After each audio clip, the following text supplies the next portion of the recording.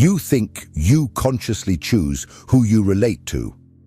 But what if I told you that, most of the time, it is the most hidden part of your mind that makes that decision for you? That it is not you who chooses the pain, it is your shadow. That hidden, denied, repressed part, but which, in the silence of your unconsciousness, still governs your life. Carl Jung defined the shadow as everything you do not want to be, but are.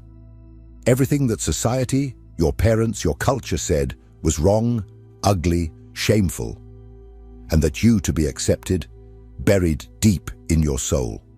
But burying is not eliminating. What you repress becomes psychic energy waiting for a stage. And you know what the shadow's preferred stage is? Relationships.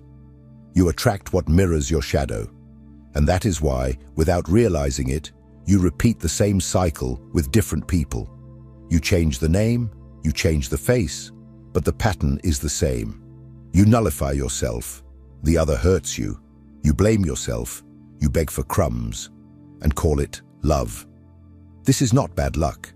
This is destiny shaped by your own internal darkness. Do you get involved with emotionally unavailable people? With narcissists? With manipulators?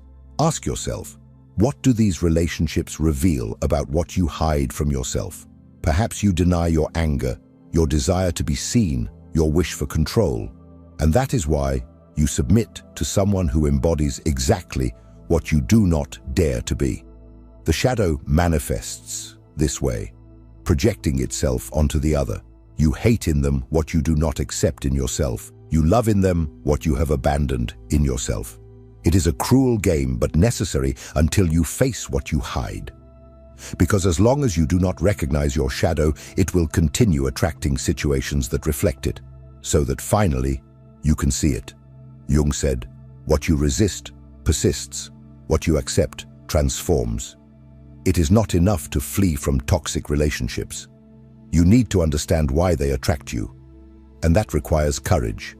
The courage to look within and admit that part of the chaos comes from you, that you carry old wounds, unresolved traumas, repressed desires, and that all of this needs to be integrated, not ignored. But then, how to transform this shadow into strength? How to interrupt the cycle of emotional self-sabotage and rebuild the most important relationship of your life, the one you have with yourself. This is what Jung called the process of individuation.